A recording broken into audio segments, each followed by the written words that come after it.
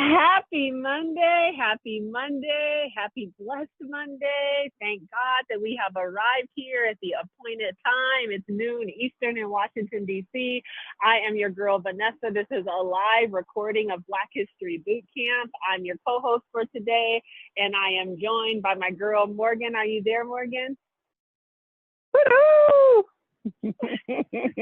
Out in these streets. Out in these streets. What is this, day 11? It's day 11 of it's day 11 of Black History Boot Camp. It's day 11, it's story 11. We've been walking through Black history. We're at the official halfway point actually today. So welcome to all the new women who have joined us and who got the message that you don't even have to catch up. You could just jump in right now. And shout out to all the women who've been walking with us since day one. How was your weekend, Morgan? Oh, it was eventful. My weekends are always eventful and colorful. I always be feeling like I need to sleep in on Monday mornings. It's eventful. I went dancing. I had a birthday party. I went out to the beach. My friend's mom is in town, so I went out to the beach with not even my friend. My other friend and I took her mom out, and her mom was crunk. We had a good time. So yeah, and then I got a massage this morning. So that's what you do when you're practicing self-care, is you get massages. It's very nice. I got there's a lady who comes over and cleans my house because I'm not bougie, y'all, but I'll be tired. I'll be tired. So, and she can clean better than me. And I was telling this guy that I was talking to on the phone, I was like, yeah, this lady's coming over to clean my house. And I got really embarrassed because, slavery, we connect our labor to our worth. And so I was like, but I can clean my own house. But I was just like, no, I ain't embarrassed. I am not embarrassed. So like every 2 weeks, I hire this woman who could clean my house better than me. And then I keep it real clean in between. I'll be mopping and stuff too, but I need some help sometimes. Look, I come from a family of, well, first of all, I come from a family of janitors who love cleaning and take pride in cleaning, and it is a ministry for them. And so even in the idea that, so don't feel that way, because for some people it's genuinely a ministry. For some people it's genuinely a job. It's all the things. And also, thank God when somebody come and clean my house, I'd be so grateful. I'd be so grateful. But back in the day when I had first got married in Jersey, and we had that big old house, and I was like, I think I gotta call somebody to help me clean this house. The dust is winning. And so I called somebody, and I was crippled by guilt. I was just like, I cannot believe I hired somebody to clean my house. And I called Casey, and he was like, but you're providing jobs, Morgan. He was like, you have a job. You're busy at work all the time. You travel, you do all this stuff. You're providing jobs for other women. Why is that a conflict? And I was like, I don't know. It just is a conflict for Black women to be having somebody up in their house cleaning or taking care of their babies or any of it. It just be a conflict. So thank you for the kind words. Yeah. Yeah. No. It's a conflict because in history, those type of jobs and those type of positions have been used against us. But this is a beautiful actual conversation because Black History Boot Camp is about us designing a new world and a new future, a new way of caring, a new economy, all sorts of new things. And so we can abandon all of the judgments, all of the layered injustices, all of the things that were related originally to domestic servants, and we can rethink of all of the different roles in our lives and in our families and our homes, and from a different perspective. Yeah, and I think it's even the spirit. I think it's also the spirit in which you do it, right? Like, first of all, I'll be cleaning up the house before she come clean up the house because hashtag pride. Exactly. Hashtag I don't want. Every level on this call, like, exactly. We gonna clean up before we clean up. That's the story. Exactly. But then I turn up music, we open the things, and we just be having a good time together too. There's also an energy about it. If you are a colonizer, you're a colonizer. You know what I mean? And I'm not a colonizer, but I do be needing help, and I'm not afraid to ask for it sometimes. So anyway, all right, sister, what are we talking about today? We are talking, actually, we're talking about a story that I didn't even know about. Sometimes Black History Boot Camp can really blow my own mind. And I promise, I was like, ooh, I cannot wait to get on the line today so I can talk about this woman who I just learned about, Lucy Parsons, but we're going to talk about her whole life. And we're going to talk about it in the context of love, Morgan. We're going to talk about it in the context of the choices that we make around love, the institution of marriage, should the state be involved or not be involved. We're going to talk about it in love in terms of who has a right to love who. We're going to talk about love in terms of like monogamy or mini love. And I love this love conversation because I'm looking forward to hearing from women out there who have found untraditional or unconventional ways to love, or who have found their love in an unconditional and untraditional way. Maybe women who found love after divorce, found love after becoming a widow, found love in a way that they just, from a person they just couldn't have imagined. So if you are one of those women, this is a story for you. And if you are a person out there who's still waiting for your love to come, this is a story about finding what I think is about finding love in an unexpected way. And also it's a story about straight up revolution. I did not understand how deep the work that Lucy Parsons did and how directly it is connected to every single way we live our lives today. So I'm going to unpack it for you. But first of all, I started, if you tuned in live, I started the call with Alice Smith, my girl Alice Smith, and she was singing the song "Fool for You." I don't know if anybody out there knows that song, but I love it so much. And the lyrics go, that real, that deep, that burning, that amazing, unconditional, inseparable love, that feel like forever, that always emotional, but still exceptional love. Can't nobody tell me nothing, said it is what it is. And I was like, that can't nobody tell me nothing because it is what it is type of love is like such a beautiful, I'm in that place right now, y'all, and it is a beautiful place to be. So I'm going to start the story there, Morgan. And first of all, do you know anything about Lucy Parsons?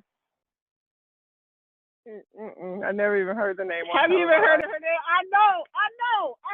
This is why this story is good. Not one person on this line has heard this story, but I promise it's about to be good. It's about to be a really, really good story. Her story, Morgan, is it's about the rules of love and relationships, and what has to be written by society and what doesn't. And Lucy Parsons' story is also about the radical idea of the free love movement. Do you know anything about the free love movement? I mean, I know a little something about it. No, I'm kidding. Okay. So Lucy Parsons was a woman, Morgan, who didn't just question love, she transformed it. She rejected all the rules of her time. She expanded the very idea of loyalty. She expanded the idea of commitment. She expanded the idea of passion. And she did it in a really radical way because she called herself an anarchist. So how does the free love movement and the radical anarchist movement, what do those things have to do with each other? That's where I'm actually going to jump in and start the story. Lucy Parsons, Morgan, for those who do not know, she was born in 1853 in Virginia. Her life was shrouded in mystery intentionally. She herself said that she was actually, at points, she said she wasn't Black. She said that she was mixed Mexican, that she was mixed Native American. And she looked clearly like she had Native American blood in her. And yet the records show that she was born in Virginia to enslaved people, and that it was because throughout the places that she traveled in the country, depending on if it were in Texas where she lived for a long time, depending on if it was in the South, she would say she was different identities because of the harshness that Black people faced. But she was a Black woman, although she went by many different last names. And many of those last names were Mexican last names. Many of those last names were Native last names. But what we know for sure is that she left Virginia in the late 1860s, and she went to Waco, Texas. And in Waco, Texas, she married a free Black man named Oliver Gathings. Her and Oliver were living, Morgan, a nice little happy life in Waco, Texas, when she met a man. Now, she will say, by the way, because this is history, history says maybe she left Oliver Gathings and then met this new man. Maybe she was already with Oliver Gathings and then she met this new man. But this is what you need to know. She had one man, but then she found another man. And I need to tell you about this other man that she found. And don't worry, y'all, this story is about to come all together. So Morgan, she met a man named Albert Parsons. And here's why this is a trip. Lucy was married to, I'm going to assume he was fine, because I feel like all Black men are fine. So I'm just going to be like, she was married to a fine, free Black man. But then she met Albert Parsons. Albert Parsons was a white man who fought in the American Civil War for slavery, and they ended up getting married. But I'm going to back up and tell his story so I can tell why she married him, and then I'm going to tell their whole story together. Do you know Albert Parsons, Morgan? No, I'm not a fan. You don't know him, or you're not a fan? I don't know him, and I'm not a fan from the little that you just said. Okay, I know, but you're about to be. And okay. I'm happy you don't know him because you know everybody. So the fact that you don't know this man, this is really good. So Albert was born in 1848 in Montgomery, Alabama, but he moved to Waco, Texas when he was 11 years old. At the age of 13, he volunteered to fight for the forces of the Confederate States of America in the coming American Civil War in 1861. After the war, he returned to Waco, and he had an actual mule, by the way, and really traded it in for 40 acres.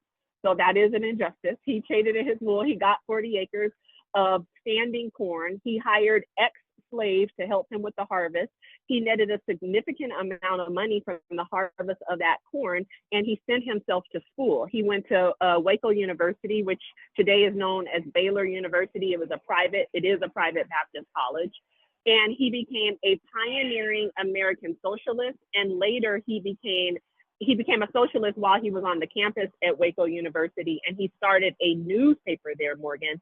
He started a newspaper on the college of Baylor University.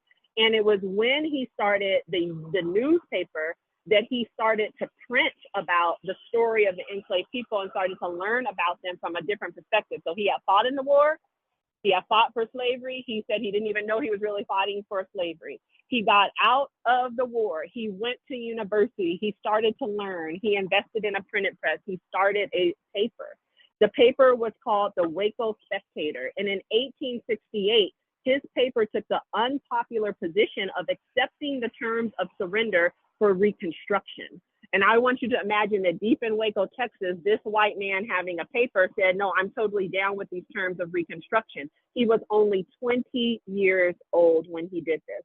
And at 20 years old, he was facing so much backlash that he decided to officially step into a role as a Republican, which at the time, a Republican was not in the same orientation that it is right now as we think of Republicans and Democrats, right? So he became officially a Republican, and he decided that he was going to go into politics so that he could start to actually fight for the vision of Reconstruction that he really believed in. He incurred the hate of many people. The Ku Klux Klan, all sorts of people were trying to run him out of town for this newspaper, and this was in 1869. Well, in 1870, Morgan, he met Lucy, and it was a game changer. They fell in love. Lucy left or was already gone from her man, and she married this man, Morgan. And I want you to imagine that they had an interracial relationship. They were in Waco, Texas. He was running a newspaper that was supporting Reconstruction. And he now had married this Black woman who also herself was a super vocal around workers' rights and labor rights in Texas. And they genuinely fell in love. And she talks about it in her memoir as something I really believe in, the personal being political. She said she fell in love with this man's stance and this man's fight for equality in a way that she just hadn't seen the fire burning in other folks. They then had to leave Waco, Texas, Morgan, and they went to Chicago, where they thought that they were going to have a better time. And it was in Chicago that they became deeply involved in radical politics, and they started deeply advocating for workers' rights, labor reform, social equality. And they started to advocate all over Chicago for workers' rights, and they started to advocate all over Chicago for the labor unions. And in 1877, there was a great railroad strike that took place, and they were heavily involved in organizing over 30,000 workers in the Great Railroad Strike. So they were known across Pullman Chicago. Porters. Sorry, yes, Pullman shout Porters. out to the, yes. I didn't even connect those two things, so, right. Shout out to the Yep. Pullman Porter. So they got heavily involved in there, Morgan, in terms of labor rights for the railroads, labor rights for domestic workers. It's funny that you even started there, but that they were heavily involved. Actually, it's funny that you started there because it's going to circle back even more deeply than I even really realized. So they were advocating for labor rights in Chicago, and they organized something, Morgan, that shaped our lives for forever. Lucy Parsons and her husband, Albert, started to advocate for something that they really believed in, and it was an 8-hour workday. They believed that people needed, that they believed, and they were right, that workers were being exploited, that workers didn't have anybody advocating for them around the long hours that they worked. And they were saying that because people were so exhausted, so exploited, and so underpaid, they weren't able to participate actively in politics in the way that actually would shape their communities. And so Albert and Lucy started to advocate, Morgan, all the way to Washington, D.C. for an 8-hour workday. Before they started to advocate, nothing like that even existed in terms of how many hours in a day a person could work. So they went to Washington, D.C. They were like, we want to have an 8-hour workday. They started organizing all of these unions. They came back to Chicago and they were like, we need a major demonstration around this labor movement of the 8-hour workday.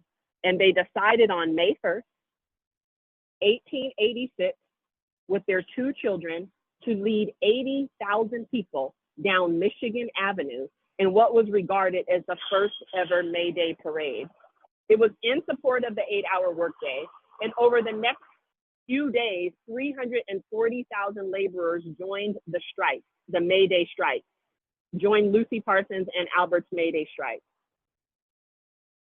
300,000 was just the tipping point, Morgan, across Cincinnati, across Indianapolis, across. Yes, and she is a beautiful, like I'm saying, she clearly looks like she has Native American blood in her. So although some of the history and the records are saying like she was just passing as Mexican or passing as Native American at times, calling herself mixed when it suited her, I actually think that she likely had Native American blood in her. There is a really beautiful picture of her on the Wikipedia page. There is, yes. Mm-hmm. Okay. So her and Albert had organized now over 300, the movement was growing from May 1st to May 4th. I don't mean the movement was growing over months. I don't mean the movement was growing over years. I mean the movement was growing over days. From May 1st, 1886, when they did the first march down Michigan Avenue, 4 days later, they had 360,000 people who had joined and who were all over, especially in the Midwest, who were advocating for the 8-hour workday, Morgan. Lucy Parsons then addressed a rally on May 4th at Haymarket Square in Chicago. The rally was set up in protest of what had happened on May 1st. Oh, I do know who she is. Yeah. Haymarket riot. Yes, I do. I was like, this feels like it's culminating into something I know about. It's culminating into something. That's right. So on May 1st, wow, I didn't know she was Black. Yes, she was. I didn't, and that she was married to a white man. And this gets powerful because, so she spoke, and that she spoke, and that the police were after her. They thought she was inciting a riot. She was a really powerful speaker, and her and her man had organized all of these people, right? So her man was also at the Haymarket Square, Morgan. The event ended around 10 o'clock. Sorry, I'm on a really loud street. I'm gonna let this car go by. The event ended around 10 o'clock. And at the end of the event, Lucy had already left. Now, I want you to know this. There was still a large group there. And at the time she had left, a bomb was thrown into the square. It exploded. It killed 1 policeman, it wounded others, and gunfire erupted, and it resulted in 7 deaths and many other people who were harmed and hurt. After the bombing on May 5th, the police said they were looking for her man, and she told her man to get out of town because they were saying that her man and 7 other men had organized all the people to come to Haymarket and that they were responsible for what happened there and they were responsible for the death. So Lucy told her man to get out of town. He was a white man. He could move actually without impunity, and he went to Wisconsin. And as he went to Wisconsin, they rounded up the 6 other people who they said were responsible. And once they rounded them up, they put them on trial. And her man said, no, I got to stand in solidarity with my people. He was like, I didn't have anything to do with this, but I cannot be here safe while they're actually on trial. So he came back from Wisconsin to stand trial, Morgan. He was convicted. 3 other men, one of the men actually committed suicide in jail. The other men were also convicted alongside of him, and they were hung. So Albert was actually killed, and it left Lucy a widow. Now, this is where Lucy gets crunk, though. First of all, Lucy did not surrender the fight for the 8-hour workday, and we have her to thank right now for the 8-hour workday. She took up organizing, not just out in Chicago. She went all across the country, continuing to speak, continuing to rally people, went to New Jersey, went to New York. She got involved in not just the labor union, but all sorts of other unions, and was a vocal advocate. The police continued to arrest her and continued to harass her. And she was like, you're not going to harass me. And a lot of people at the time were angry because she got another man. This is where this is going back.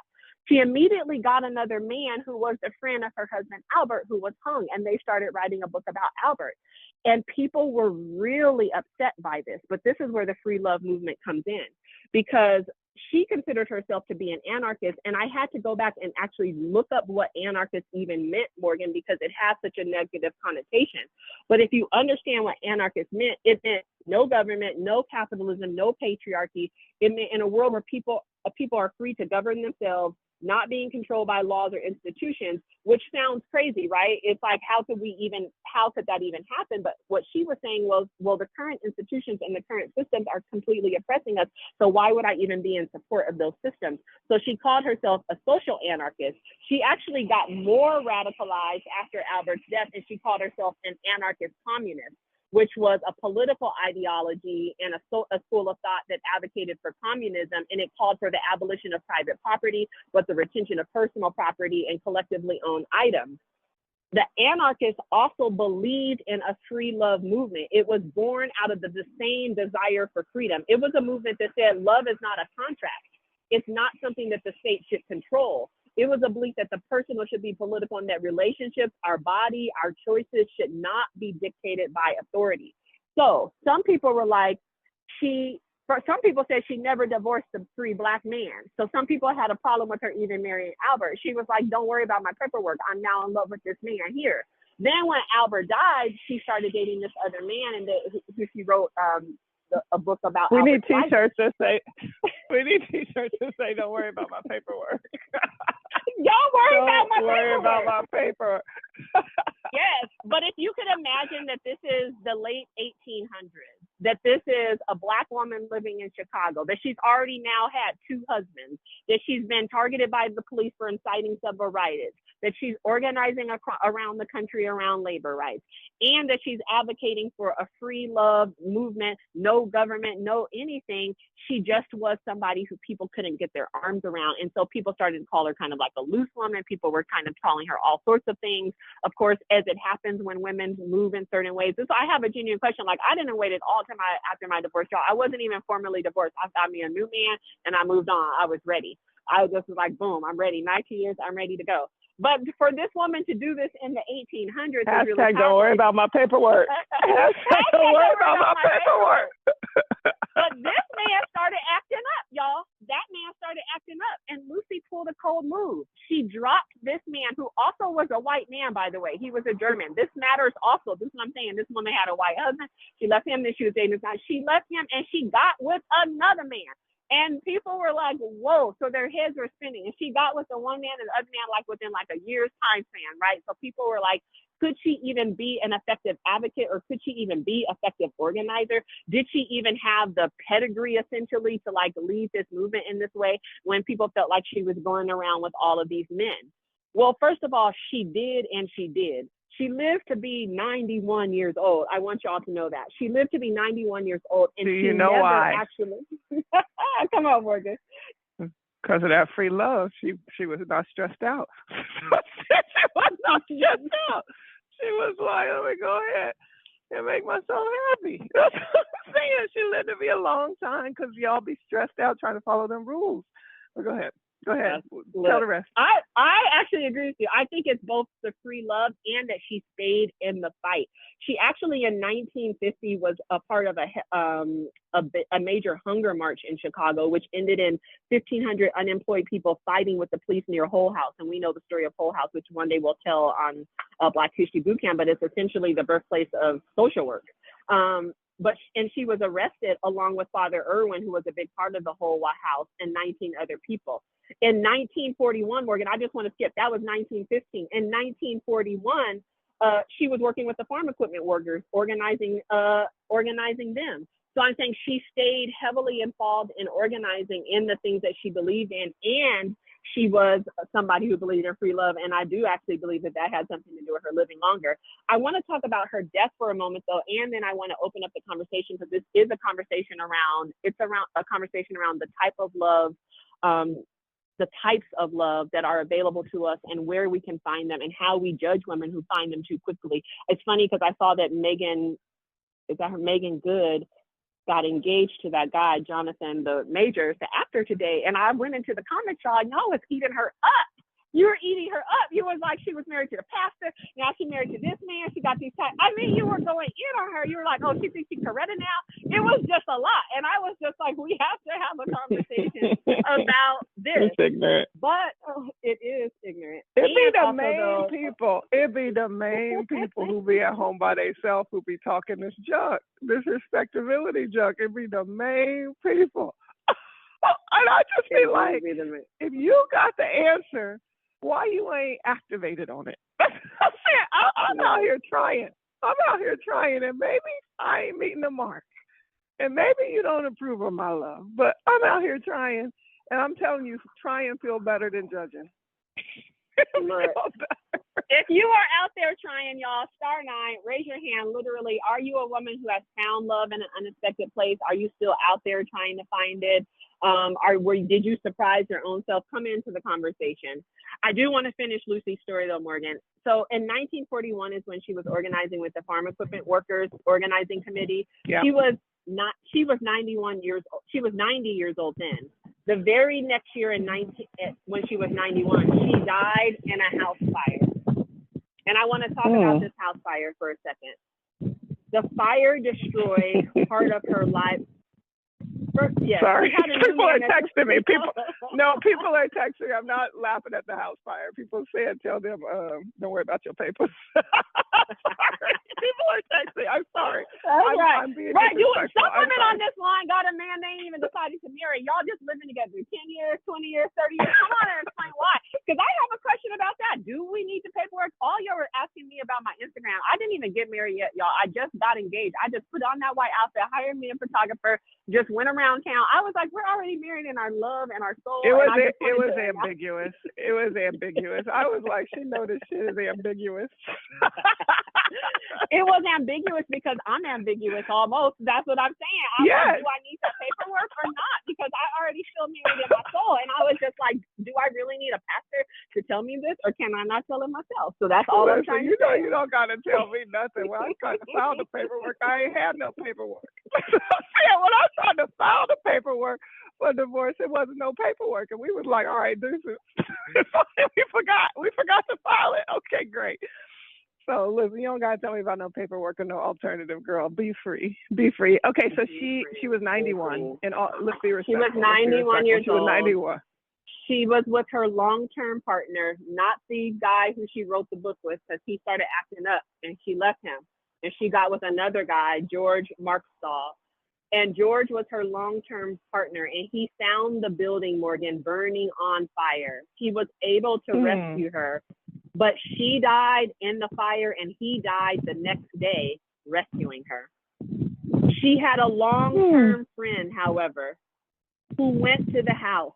The house was partially destroyed. She had a well-known, renowned library. I want you to hear this part of the story. Half of her house was destroyed, but much of the library was not. But the books were missing. When her friend went to the house, he discovered that there was burnt copies in the library, but all the other books that weren't burnt had somehow got removed. He asked the police, where did the books go? He asked the police told him that the FBI took them, Morgan. He asked the FBI, where did her books go and why did you take them? The FBI said, we don't have any knowledge of any books and we don't know what you are talking about. He asked all around, launched an investigation, could not find the books. I want to let you know that years later, a signed copy of William Morris's The Signs of Change 7 lectures, which was dedicated and wrote and signed to Lucy Parsons, was discovered in the Library of Congress, put there bearing an FBI stamp, with an FBI stamp in it. This matters because this woman was 91 years old, and yet police surveillance had never stopped on her. And I'm gonna even bring it even deeper. So first of all, in 2004, there was a small area, Chicago Park District named a small area on Belmont Avenue, the Lucy Ella Gonzalez Parsons Park. And it was protested by the Fraternal Order of Police. They did not want in 2004 for the park to name a park after this woman because she was known as such a rebel rouser in Chicago. In 2022. Well, no, because that police officer got killed. In Haymarket, that's right. In the protest in the Haymarket riots, yeah. Yeah, wow. That's right. So to this day, the Fraternal Order, just like we're telling the story, y'all, other people are telling the stories of our heroes as well, and they're telling them from a different perspective, right? And so in 2022, just 2 years ago, a new housing development in Logan Square in Chicago was named after her, the Lucy Gonzalez, because her name, by the way, in Texas was Gonzalez. That's what I'm saying, y'all. Lucy Gonzalez. That's hilarious. Apartment, yes, was named after her. Wow. So I was so happy. I didn't know anything about Lucy Parsons. I didn't know anything about her husband, Albert. I didn't know anything about them actually starting the 8-hour workday movement. I didn't understand anything about them doing the first May Day, and that the first May Day went down Michigan Avenue with almost 80,000 people, and that it was a real protest. Sometimes when we think about these kind of these holidays, we're just happy to get a day off work, or we're just happy that things are closed or whatever, but they have such intentional organizing bones behind them. And then the last thing I'll say about her life, Morgan, before, and if there's anybody on, Tyrene, let us know, we can open up the lines. The last thing I'll say about her is that some historians genuinely criticized her because they said she had a lack of, I'm curious to see what you think about this. They said she had a lack of interest in the struggles of actual Black people, and that her stance more reflected a belief in the need for the working class. And some people said she didn't organize, for example, with Ida B. Wells. She didn't organize with the NAACP. She didn't organize with a lot of the very entrenched Black organizers who were in Chicago in her time. She didn't have a platform that was specifically about race. She said her platform was really about the working class people, and it was really about the labor rights and the union rights. And so she got criticism from that. But I was like, why would she even get criticism from that? Because we need everything across the board, and we need people to go where they're passionate and what they believe in.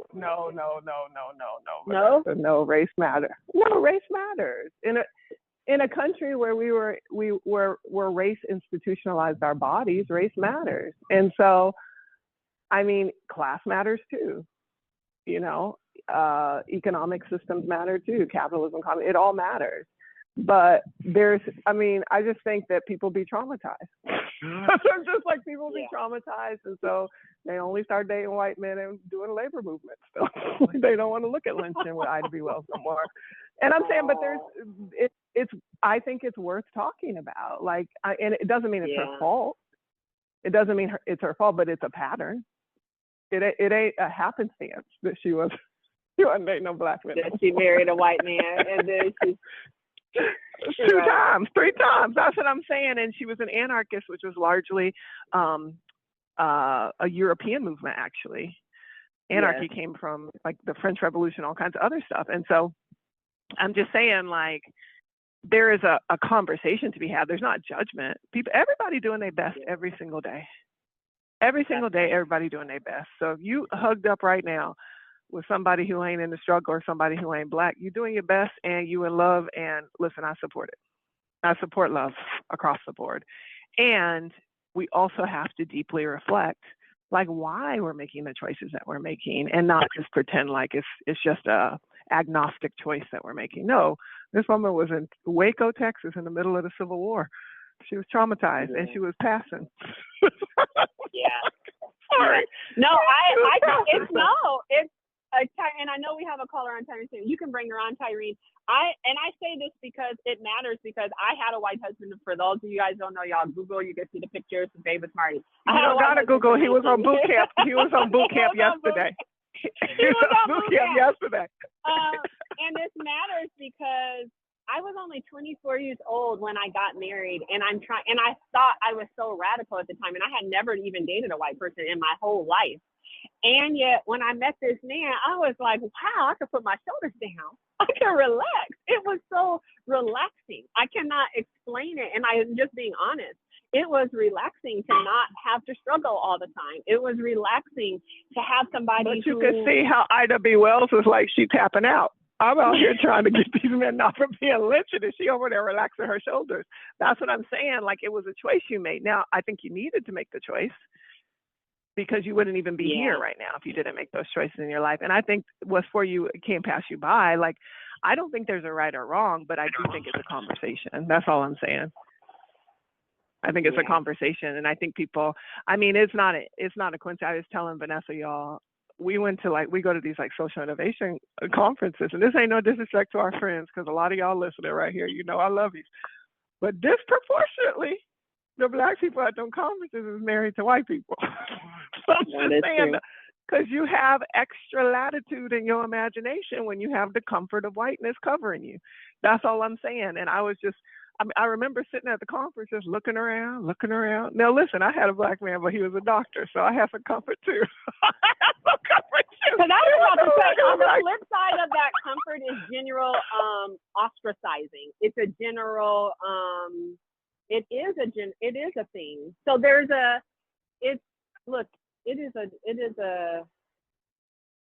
it's a complicated conversation. I'm pausing. It's complicated.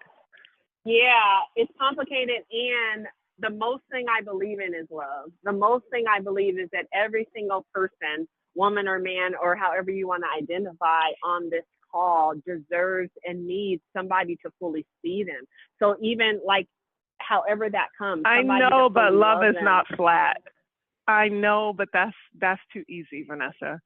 Because love is comfort, love is validation, love is provision, love is all these things that are also laden in social contract. It's also laden in history and also laden in opportunity. And so you could say love is just emotional romance, but it's not. You just described it as you letting your shoulders down. And I'm saying, like, it isn't. It is all these other things that are complex and baked and are choices. Love is a choice. And I'm saying, like, sometimes it ain't. Sometimes you just fall and you just like, ooh, this is it. This is it. You know what I mean? But a lot of times it's a calculus.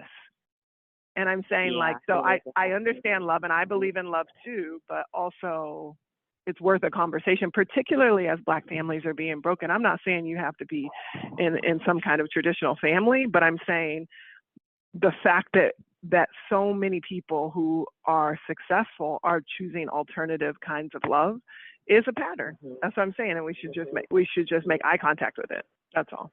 Yeah. Well, we are making eye contact with it right now, y'all. You can star 9 if you want to come into the conversation. We would love to hear from anybody. Are you in a non-traditional love? Did you find love in an unexpected way? I love what Morgan is saying. Don't be scared, y'all. Don't be scared. Did you Get make on here a and tell the calculus? truth. Like, come on, tell the truth. I think we have somebody on right now. Are you there? Hey, sister. Hey. Hi, tell us your name and where you're calling from. My name is Annette. I'm calling from San Francisco, California.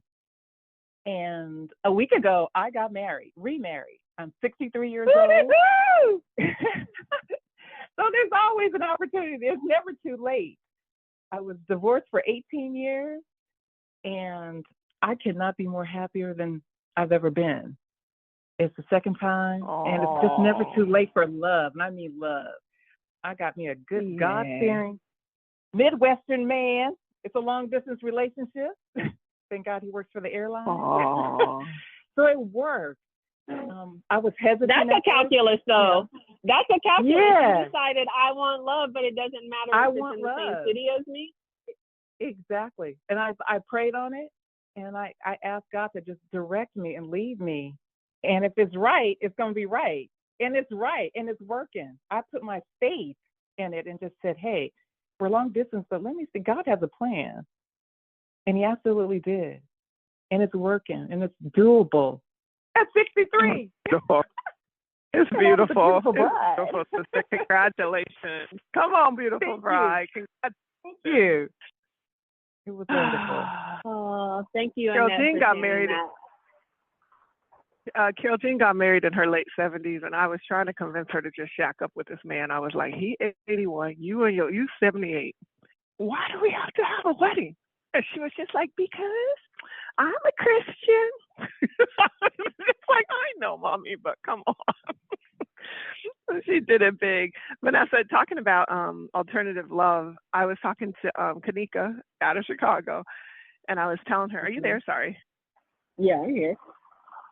And I was telling her about, so the last guy that I dated here, who I really liked, right, before I went back to South Carolina, who I also really liked, but the last guy I was dating here, I was like, look, are we going to do this or not? And he's just like, I really love you, Morgan. I just really do. We at the beach and stuff. And he was like, but I don't believe in monogamy, and I am polyamorous, and I just want to keep. This is new, y'all. I didn't know this part.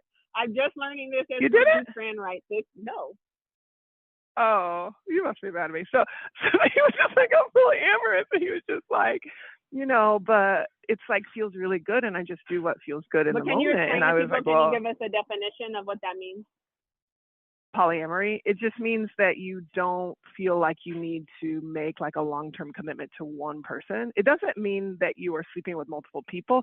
Generally, polyamorous people are very open. It's not like you're just cheating, nothing like that. They're very open, and they're like, okay, this is working for me, and like, oh, this is no longer working for me. We could be friends now. I'm going to be with this person. It just means you don't consider the ideal as locking yourself down into one relationship. And in fact, you could be dating multiple people. You could even be sleeping with multiple people. You could even be sleeping with multiple people at the same time. Generally, people are all eyes wide open and agreeing on this. And so he and I were together every single night. We went on vacations, all kinds of stuff. So I knew we were just me and him, like for those months that we were together, because I don't even know when he would have time. But he was thinking about the future, and that's what annoyed me. I was like, but can we just be present and committed right now? And he was like, I know, but I just want you to know, like going forward, that this is like my belief system or whatever. And it was more of his identity than it was his belief system, which was annoying for me. Hey, sis. And, but I was talking to Kanika about it, and she just like, she's sucking on her little tea, and she's looking at me, and she's like, And I was like, what? She goes, you've been polyamorous since I known you. I was like, no, I haven't. I was like, what do you mean? No, she was like, you got this man who do this, then you go do this, and you do this, and this who you like for this, and then you like it. I was like, but those things, that's called friendship. That's friendship. No. My mama got a lot of friends too. My mama got a lot of friends too. Black women having friends. Somebody got to do your car. Right? Somebody got to fix your car when it get broke down. You got to keep them on your friend list. Yeah, oh yeah, no, I believe in this. Even as the idea of sister wives, I believe there could be sister brother or brother brothers because brother. That's what I'm saying. I'm sure to call them. No, yes. I mean, when you introduce sex into it, it's a different complexity. And I'm not sleeping with all those men. And she was like, but you be in love with all them men, Morgan, and they be in love with you. And I'm like, no. I'd be dating one person at a time. It's like, she was like, please. Like, but her point was, we need to think a little more expansively about what the constellation of love in our lives is, and like not be so old school.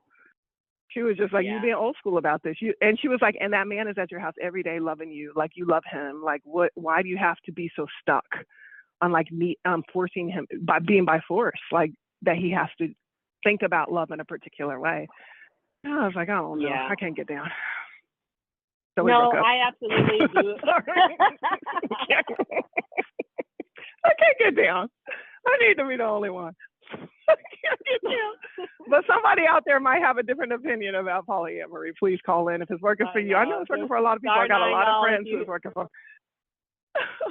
Well, it's funny. I mean, I think it's working for a lot of people who we know, and they're maybe not even just naming it that. And there's working for a lot of people who we know who don't even feel the need to try to provide an explanation, because that is one of the most powerful things about becoming grown, is that that's why I was just like, I'm gonna just get married in the way I feel like and call it whatever I'm gonna call it, do my own pictures and stuff, because that is what I believe about what Lucy was saying. Do my own pictures. Yeah, I do, because I was like, I want to think more expansively about what it is that I want and what it is that I need and how it is that I want to define it. And I do think that there are some women out there, people out there who might be alone right now, and maybe they're just a bit too rigid around, not that we can't have standards and not that we can't have expectations, but also I did, y'all. It's okay. Because some of us are. That's all I'm trying to say. Some of us are. I have been at times too. And I'm just suggesting that what Kanika was even saying, or even what you were saying, like the different types of relationships where we can get sustenance from and get nurturing from and get, I just think, yes, let's be expansive in that way, so that we're not cutting our own self off from the love or the warmth or the well in whatever ways it comes. Yeah. Sorry, my neighbor. Yeah, no, I agree with you. And I think that, hey, then I think also that, sorry, I lost my train of thought, but I also think that right now I'm like even trying to think about, like I was talking to one of my friends who had such strict standards for me, right?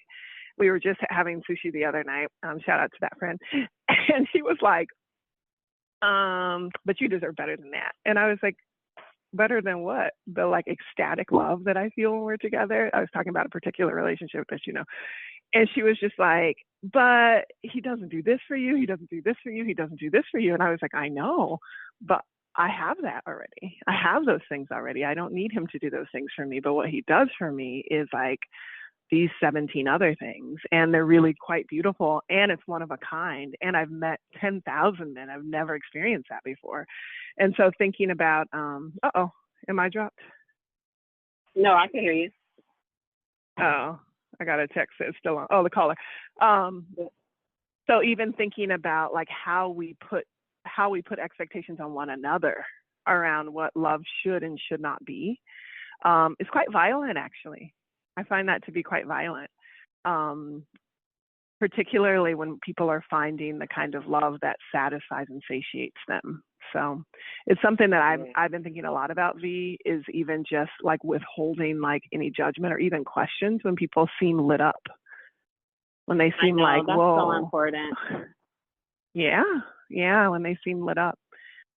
And especially the people you love, because you want them to be safe, like emotionally safe. But loneliness is deadly. And I'm not saying lower your expectations, but I'm saying be clear about what lights you up and lean into that bliss a little more. Is like that's the coaching I've been giving myself. That's the coaching I've been giving myself. All right, call in, y'all. Call in. The caller's on the line. She's going to give me some advice. Hello, sister. Are you there? Hi, yes, I'm here. How are you all? Hey, good. Good. Hi, this is Chris. Hi. Hey, Chris. So hi. I have two things. One, I heard Morgan say that sometimes what people envision what our love should look like from another person or in a relationship with another person can be kind of like violent. And like I've experienced that. I have this friend who she's always like, he doesn't do this or he doesn't do that. And I'm like, but he does everything else that I need. And I love him to the end of the world. And so that's how I feel about it. So I think sometimes we have to just say, I'm going to take the pressure off of what you think I need. You got to declare your love on TV. You better declare your love on TV, Chris. You better declare your love. And I tell him as often as I can. But also, in the parameters of that love that I have for him, sometimes I feel like the way that my life is kind of set up right now, I know that that's not something that he necessarily wants. So we're trying to like figure out like what that looks like, sounds like, feels like for us. But then it also makes me kind of hold back a little bit because I do love him, but I won't go so far on certain things because I'm like, you didn't ask for the life that I might have right now with, you know, the obligations and the responsibilities that I have right now. And so that comes back around to the conversation of what freedom feels like. So I just wanted to share that. But that's good. Because that's a heavy thing, right? Because I don't want to. I know you want to catch a flight. Meanwhile, I gotta get a babysitter, and that's not where you want to be. No, in life. it's true. You got to be equally yoked. You got to be. Listen, I still believe in the Bible, y'all. Don't listen to all this polyamory. Don't listen to all this stuff. I listen to the Bible, and the Bible says you got to be equally yoked, and I do believe that actually. That when you jump, you got to jump at the same height so you can stay together as long as possible. Otherwise, y'all gonna be all over the place. So it's. I mean, it is. That's why I said it's a calculation. It's a calculus. It really is. But thank you so much, Chris, for that. That line from the Save the Last Dance when what's her name from the murder show? She was like, you can't help who you love, and you're not supposed to. And I don't want to help who I love because I actually really like the dude. So there we go. We'll figure the rest out. Sometimes we need to help who we love. They be destructive. I'm gonna just put it out there for the community. I'm gonna put it out there. Sometimes we need to help who we love. Amen. Touche. But I got you. I got you. You know, love Vanessa, if you had to love Thank you too, too. Chris. Love you too. You're welcome. Love you. V, if you have to have one rule about love, what is your rule for people out there who just want to experience the kind of love? Because I feel like you're good at love too. We stay in love now. Yeah. We stay in love, Vanessa. I'm just telling you, we were good at it. So what is your rule for love? Like, what is this thing that you like my live rule by? now at 47 years old, post-divorce and in a new relationship is that love should make you feel, no matter where it's coming from, no matter who is giving it to you, it should make you feel like you can be your truest, most authentic, most vulnerable self. And if you can't show up in that space, then I don't really know if it's love. I literally just saw a meme about this with Virgos. Vanessa's a Virgo. when a Virgo believes that he or she really loves you, then this is how they act. He was acting so crazy. He was just like dropping it like it's hot, but just acting so crazy. And I was going to send it to you. I might have sent it to you. Check it in your inbox. But I love that, like being able to show up your full self. For me, Vanessa, that is a good one. Actually, it's a really good one. And I find if you got to put on lip gloss to answer a video call, then I'm just saying, question. Oh, no. Actually, here's how I know you want to look good. Story. Here's a real story, Morgan, even how I know. I just answered this question for myself when we were in Atlanta and we just did our third TED Talk. And I was like, who can I talk to this about in a way that I like want to say like how it really went? And I called Paris and enacted the whole thing. I couldn't remember what I said on stage, not one time if anybody asked me, but somehow when I called him to reenact the whole thing, I could remember everything. I was giving him the blow by blow. I was like, and then we said this, and then we did this, we turned this. I mean, I felt so proud. And I was like, wow, the fact that I can feel proud of myself, and that's not a feeling I often give myself permission to feel. I was like, the fact that I feel so proud of myself in front of this man, and I'm enact everything. He's like, tell me more. I got goosebumps. Tell me more. And I was like, that is a love I haven't experienced before. I love that for you. I love that for Paris. For me, Vanessa, I got a lot of good pointers for people. For one, if your body don't come to attention when you're around that person, like that, pay attention. Like you just need to like want to kiss, want to touch, if you feel any kind of revulsion or anything like that, don't matter how good the resume is, like, and I'm not saying sex is love, but I'm saying energy is energy. So that's number one. I learned that the hard way because I had the best marriage and I didn't have that. And then the second thing is laughter. Joy is not there, then God ain't there. I just feel like that. And God is love.